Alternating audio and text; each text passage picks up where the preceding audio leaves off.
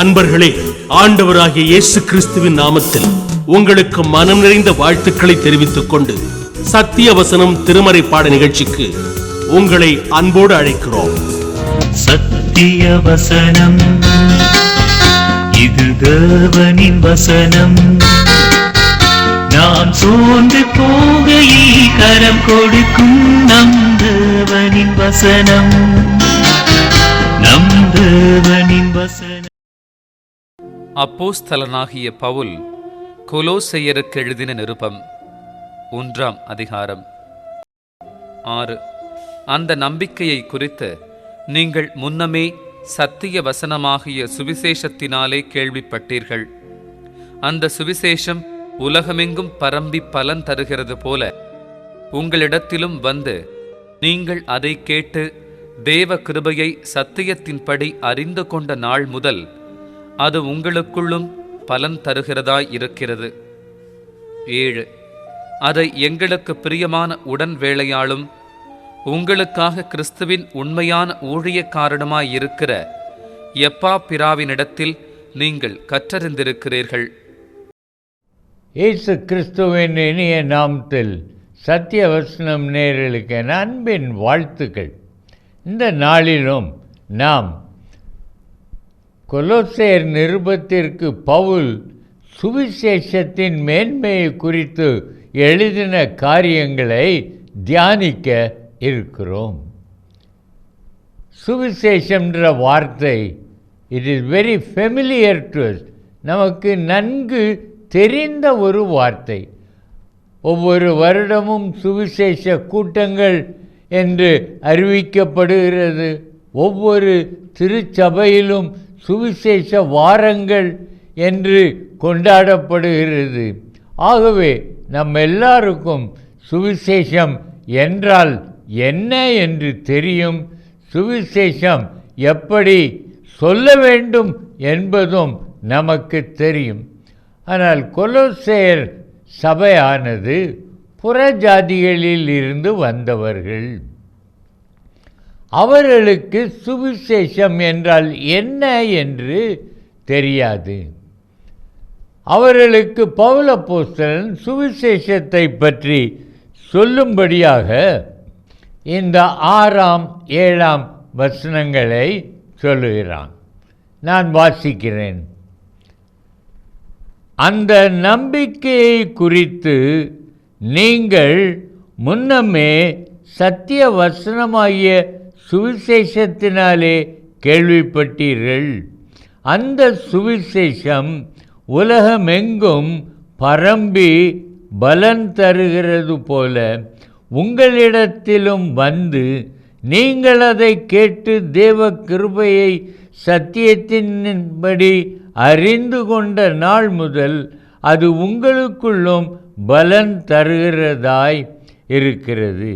அதை எங்களுக்கு பிரியமான உடன் வேலையாளும் உங்களுக்காக கிறிஸ்துவின் உண்மையான ஊழியக்காரனுமாகிய எப்பாப்பிராவினிடத்தில் நீங்கள் கற்றறிந்திருக்கிறீர்கள்.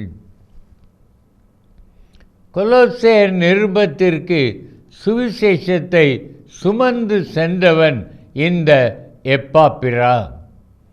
பவுலின் ஊழியங்களில் ரட்சிக்கப்பட்டு லைக்கஸ் நதி பள்ளத்தாக்கிலே கொலோசே, லவோதிக்கேயா, எராப்போலி என்ற 3 சபைகளையும் ஆரம்பித்து அவர்களுடைய ஆவிக்குரிய தகப்பனாயிருந்தவன் இந்த எப்பாப்பிரா. இவன் பவுலிடத்திலே வந்து இந்த சபையினரின் ஆவிக்குரிய நிலையை சொல்லுகிறான். அப்பொழுது பவுல் அவர்களுக்கு அறிவிக்கப்பட்ட அந்த சுவிசேஷம் எப்படிப்பட்டது என்பதை சொல்லுகிறார். அந்த வசனத்திலே நாம் பார்க்கலாம். நற்செய்தி என்றால் என்ன அப்படி என்கிற கேள்வியை உங்களிடத்தில் கேட்டால் நீங்கள் என்ன சொல்லுவீர்கள்? பசியோடு இருக்கிற ஒரு பிச்சைக்காரனுக்கு எது நற்செய்தியாயிருக்கும்? இந்த தெருவிலே 4வது வீட்டிலே இன்றைக்கு எல்லாருக்கும் சாப்பாடு பொட்டலம் கொடுக்கிறார்கள் என்றால் அவனுக்கு அது ஒரு நற்செய்தி. ஏனென்றால் அவனுடைய பசிக்கு ஆகாரம் கிடைக்கும் ஒரு வழி அவனுக்கு சொல்லப்படுகிறது. பாவத்தில் சிக்கி இருக்கிற நமக்கு பரலோக சந்தோஷம் அடைவதற்கு ஒரு வழியை சொல்லுகிற ஒன்றுதான் சுவிசேஷம். இயேசு கிறிஸ்து பிறந்த பொழுது தூதர்கள் எருசலேம் மேய்ப்பர்களுக்கு என்ன சொன்னார்கள்? லூக்கா 2ஆம் அதிகாரம் 10ஆம் வசனத்திலிருந்து நான் வாசிக்கிறேன். உங்கள் வேதாகமத்தை திறந்து வைத்துக் கொள்ளுங்கள். தேவதூதன் அவர்களை நோக்கி, பயப்படாதிருங்கள், இதோ எல்லா ஜனத்துக்கும் மிகுந்த சந்தோஷத்தை உண்டாக்கும் நற்செய்தியை உங்களுக்கு அறிவிக்கிறேன். There is the definition of good news. நற்செய்தி தேவனுடைய நற்செய்தி. தூதர் மூலமாக பூமிக்கு அதை சொல்லுகிறார். என்ன? எல்லா ஜனத்துக்கும் மிகுந்த சந்தோஷத்தை உண்டாக்கும் நற்செய்தி. அந்த நற்செய்தி என்னவென்றால் அடுத்தாற்போல் சொல்லுகிறான் 11ஆம் வசனத்தில், என்று கர்த்தராகிய கிறிஸ்து எனும் இரட்சகர் உங்களுக்கு தாவீதின் ஊரிலே பிறந்திருக்கிறார். உலகத்தில் அதுவரைக்கும் ஜனங்கள் பாவத்தில் இருந்தார்கள். பாவம் என்ன என்பது தெரியும். பாவம் செய்தால் ஆக்கினை தண்டனை என்ன என்பது தெரியும். ஆனால் ஜனங்களுக்கு பாவ மன்னிப்பும் பாவத்திலிருந்து விடுபடும் வழியும் தெரியாமல் இருந்தது. அதை சொல்லி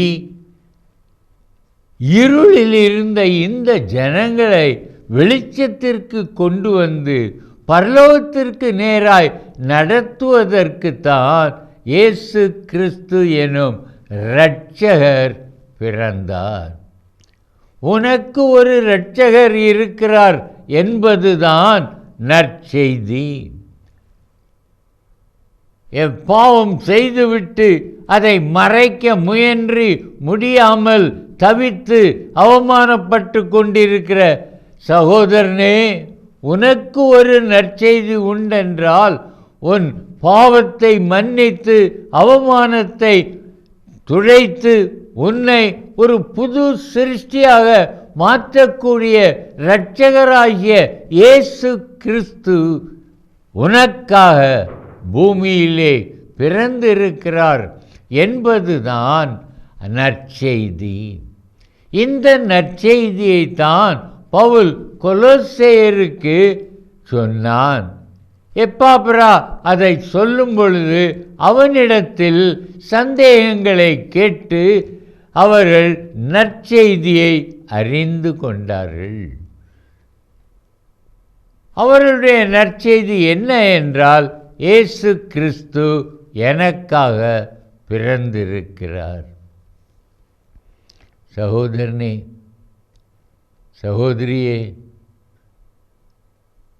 உனக்கு இந்த நற்செய்தி பொருந்துமா? நீ இந்த நற்செய்தியை கேட்டு மனம் திரும்பி பாவங்களை அறிக்கை செய்து இயேசு கிறிஸ்து இரத்தத்தை சிந்தி சிலுவையில் சம்பாதித்த பாவ மன்னிப்பாகிய இரட்சிப்பை சுதந்தரித்து கொண்டிருக்கிறாயா? இல்லை என்றால் உன் வாழ்க்கை வீணாகிறதே. இலவசமாய் கிடைக்கும் இந்த ஒரு இரட்சிப்பை நீ அலட்சியம் பண்ணி அதை நீ பெற்றுக்கொள்ள மறுப்பாய் என்றால் உன் நிலைமை எப்படி இருக்கும்? ஏன் மறுக்கிறாய்? பாவ சிற்றின்பம் உனக்கு பெரிதாயிருக்கிறது. உலகத்தின் மேன்மை உனக்கு பெரிதாயிருக்கிறது. பொருளாசை உன் கண்களை குருடாக்கி இருக்கிறது. ஆகவேதான் நீ பாவ மன்னிப்பை அற்பமாய் எண்ணி இன்றைக்கும் பாவத்திலே ஜீவிக்கிறாய். நீ இயேசு கிறிஸ்துவை ஏற்றுக்கொள்ளாத வரைக்கும் உன் முடிவு பரிதாபம். நீ நரகத்திலே சாத்தானோடும் அவன் தூதர்களோடும் அக்னியிலே நித்தியமாய் வெந்து கொண்டே இருப்பாய். சாக முடியாது. அந்த நிலைக்கு நீ போக உன்னை தடுப்பதுதான் சுவிசேஷம். கிறிஸ்து எனும் இரட்சகர் ஏற்றுக்கொள்வாயா? சுவிசேஷம் என்பது தேவனின் நற்செய்தி, காட்ஸ் குட் நியூஸ். இரண்டாவதாக கொலோசையர் 1:6 நாம் பார்க்கிறோம். அந்த சுவிசேஷம் உலகமெங்கும்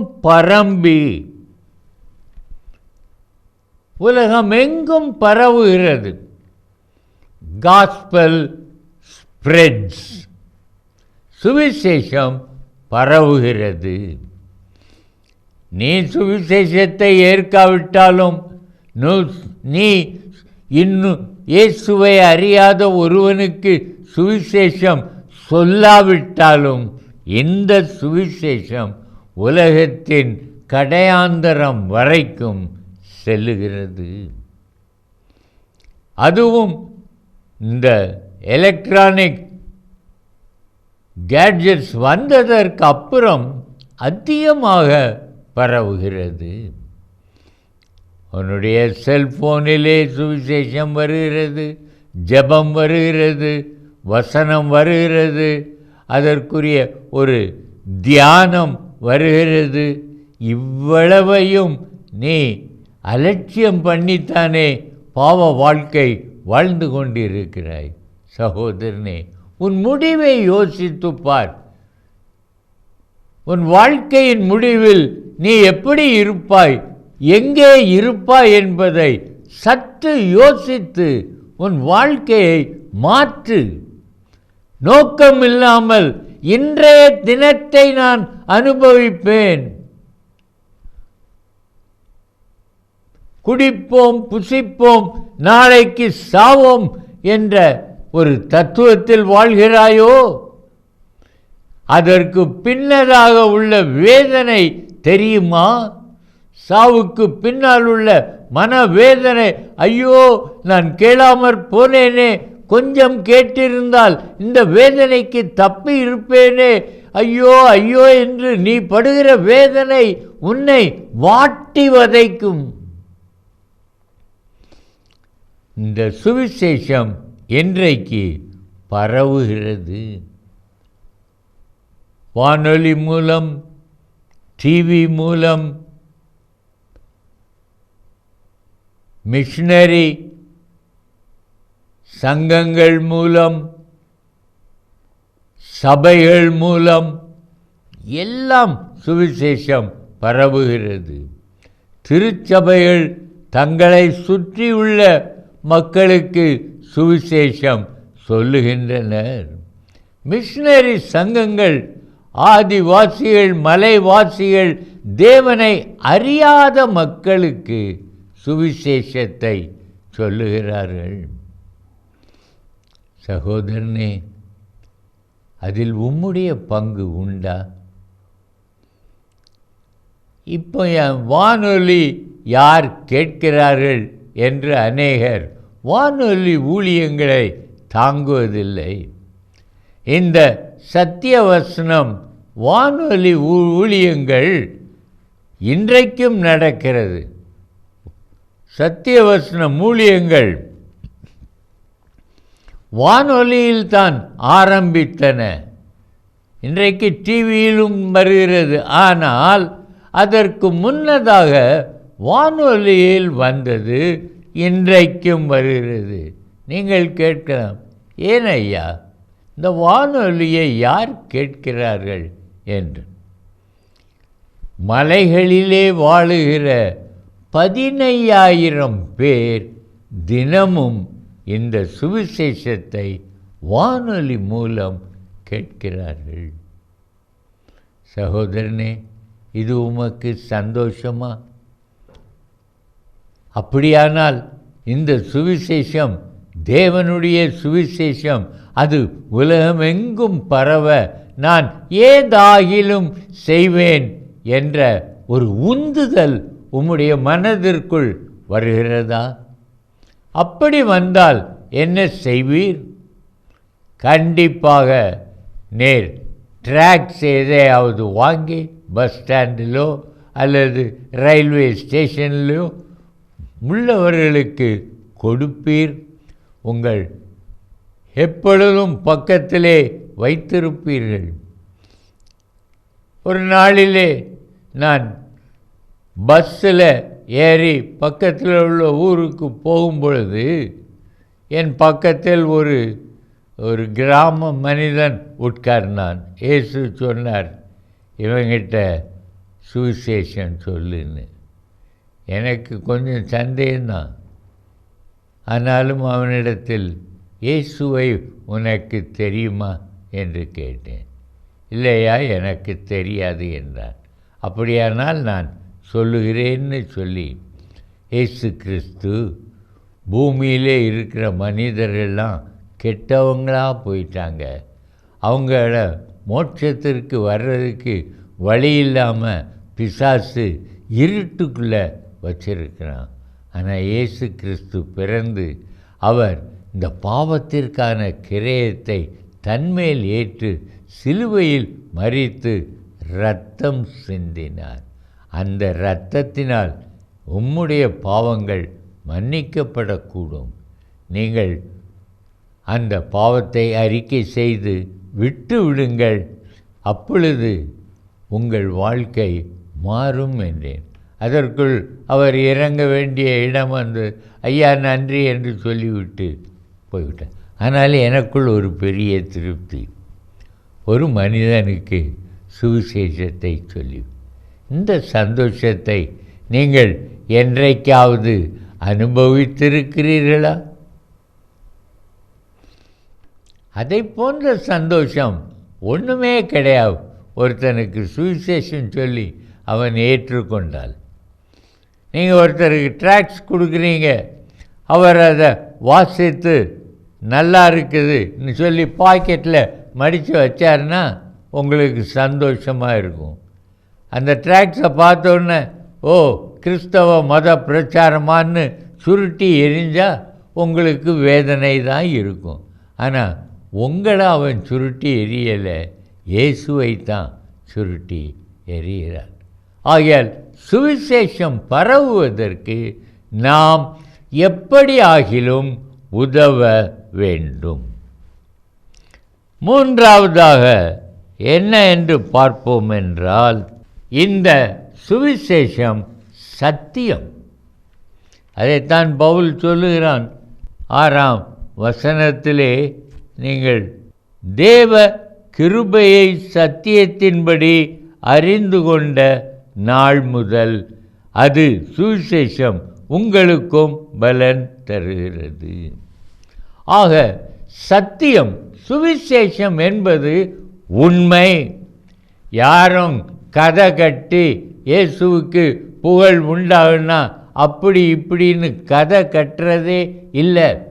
நடந்த உண்மைகளை சொல்லி நீங்கள் ஏற்றுக்கொண்டாலும் ஏற்றுக்கொள்ளாவிட்டாலும் இதுதான் உண்மை, இதுதான் சத்தியம் என்று சொல்லுவதுதான் சுவிசேஷம். ஒன்றை தெரிந்து கொள்ள வேண்டும், சத்தியத்தை அழிக்க ஒருவராலும் முடியாது. இந்த கிறிஸ்தவ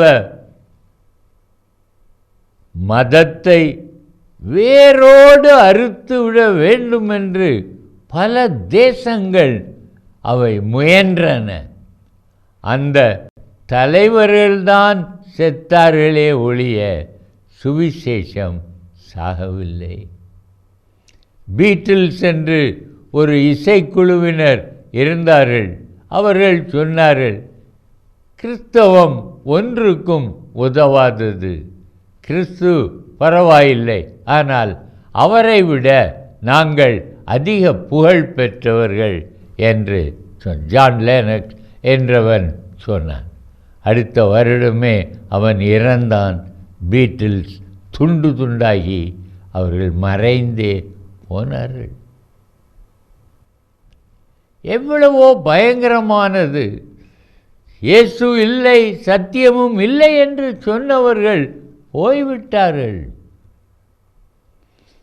உலகத்திலேயே பேரழகியாக கன்சிடர் பண்ணப்பட்ட மேர்லின் மன்ரோ, பில்லி கிரஹாம் அவளிடத்தில் ஒரு நாள் போன ஆண்டவர் அவளுக்கு சுவிசேஷம் சொல்லு என்றார். ஆகவே இவர் அவளிடத்தில் போய் அவள் சொன்ன பொழுது அவள் சொன்னாள், there is nothing in Christianity, கிறிஸ்தவத்தில் ஒன்றும் இல்லை, எனக்கு இயேசு வேண்டாம் என்று. மறுநாளிலே அவள் ஒரு விருந்துக்கு போனவள் வீட்டுக்கு வந்து தற்கொலை செய்து கொண்டாள். இதை அழிக்க முயன்ற எத்தனையோ ராஜாக்களும் ராஜாங்களும் ராஜ்யங்களும் அழிந்து போயிருக்கின்றன, மாறிவிட்டன. சகோதரனே, சத்தியத்தை அழிக்க முடியாது. பேதுருவும் யோவானும் பேசின தைரியத்தை கேட்டு அந்த பரிசேயரும் சதுசேயரும் இவர்களை என்ன செய்யலாம் என்று இருக்கும்போது கமாலியேல் என்னும் ஞான சாஸ்திரி அவன் ஒன்று சொன்னான், இந்த காரியம் மனிதனால் உண்டாயிருந்ததென்றால் தானாக அழிந்து போம், தேவனால் உண்டாயிருந்ததென்றால் அதை அழிக்க முடியாது. தேவனுக்கு விரோதமாக போர் செய்கிறவர்களாக காணப்படாதபடிக்கு எச்சரிக்கையாயிருங்கள் என்று சொன்னார். Gospel is God's good news. It is truth. It is indestructible. அழிக்கவே முடியாத ஒரு சுவிசேஷம். இன்னும் பாருங்கள், அது கிருபையின் சுவிசேஷம். கிருபை என்றால் என்ன? இயேசு கிறிஸ்து என் பாவங்களை தன்மேல் ஏற்றுக்கொண்டு அதற்கான கிரயமாக தன் இரத்தத்தை சிந்தி எனக்கொரு விடுதலையை கொடுத்தது, இலவசமாக கொடுத்ததுதான் கிருபை. தகுதியற்ற பாவி நான், ஆனால் என்னை பிள்ளையாக அவர் மாற்றினதுதான் கிருபை. சங்கீதம் 86:13 பாருங்கள். தாவீது சொல்லுகிறான், நீர் எனக்கு பாராட்டின உமது கிருபை பெரியது. நீர் எனக்கு பாராட்டின கிருபை பெரியது. ஏன் பெரியது என்று சொல்லுகிறான் என்றால் அடுத்தாற்போல் சொல்லுகிறான், என் ஆத்மாவை தாழ்ந்த பாதாளத்திற்கு தப்புவித்தீர். என் ஆத்மாவை தாழ்ந்த பாதாளத்திற்கு தப்புவித்தது உம்முடைய கிருபை. இதை சொல்லுவதுதான் சுவிசேஷம். ஆகவே சுவிசேஷம் கிருபையின் சுவிசேஷம். இந்த சுவிசேஷம் மனிதர்களை மாற்றுகிறது. மனிதனை கொன்று தின்கிற ஆப்பிரிக்க மக்கள் மத்தியிலே மிஷனரிகள் போய் அவர்கள் மாறியிருந்தார்கள். ஒரு கிரேக்க ஞானி நாத்திகன் அவன் ஆப்பிரிக்காவுக்கு வந்த பொழுது ஒரு மாற்றப்பட்ட கிறிஸ்தவ ஆப்பிரிக்கன் வேதத்தை வாசித்து கொண்டிருந்தான். அதை பார்த்த அந்த நாத்திகன் பலமாக சிரித்துவிட்டு, ஐயோ, நீ வாசிக்கிறது வீண், அது ஒன்றுமில்லை என்று சொன்னான். அப்பொழுது அந்த ஆப்பிரிக்கன் சொன்னான், இந்த புஸ்தகம் மட்டும் என் கையில் இராவிட்டால் இந்த நேரத்திலே நீ என் வயிற்றுக்குள் இருப்பாய். நான் உன்னை கொன்று தின்றிருப்பேன். என்னை மாற்றியது என்று. மனிதர்களை மாற்றுகிறது. உங்களோடு பேசுகிற என்னை மாற்றியது துன்மார்க்க அகஸ்தினை மாற்றியது எத்தனையோ பேரை. ஜான் நியூட்டன் என்பவனை மாற்றியது. அடிமை வியாபாரத்திலே மும்முரமாயிருந்த அவனை அது மாற்றியது. ஒரு கடும் புயலில் சிக்கிய பொழுது அவனுக்கு ஒன்றும் ஓடவில்லை. தன் இள வயதில் தாயார் ஜெபிக்க சொன்னது ஞாபகம் வந்தது. அவன் ஜெபித்தான், என் அம்மாவின் தெய்வமே என்னை ரட்சியும். ஆண்டவர் இறங்கி அவனை ரட்சித்தார். அவன் மாறி அமேசிங் கிரேஸ் என்கிற ஒரு அருமையான பாடலை, ஆச்சரியமான கிருபை என்கிற பாடலை என்ன சகோதரனே, இந்த சுவிசேஷம் உம்மை மாற்றி இருக்கிறதா? நரகத்துக்கு பாத்திரரான உம்மை பரலோகத்திற்கு பாத்திரவானாக மாற்றி இருக்கிறதா?